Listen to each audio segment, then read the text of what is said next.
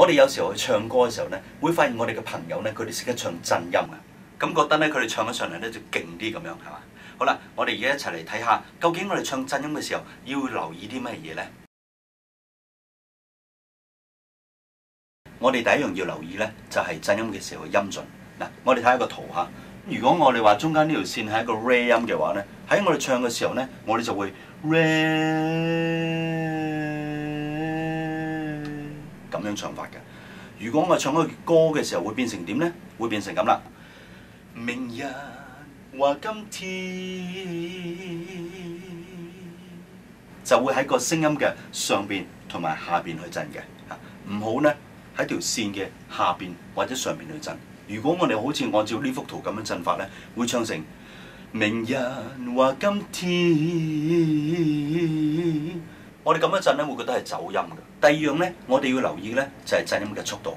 我哋唔可以太慢或者太快。太慢咧會變咗明日話今天，唔係㗎嘛？大家都未聽過呢啲啦，係咪？又或者太快啦。如果你唱成明日話今天咁樣咧，我哋叫抖音啊，發抖，好似好凍咁樣嘅感覺。天咁樣就唔好聽，唔舒服噶啦。第三樣咧，我哋要留意嘅就係震音嘅幅度，唔可以震得太細，因為會點咧？話今天，我哋會唔覺佢震，亦都唔可以咧震嘅幅度太大啊，咁會好誇張，會變成點咧？明日話今天，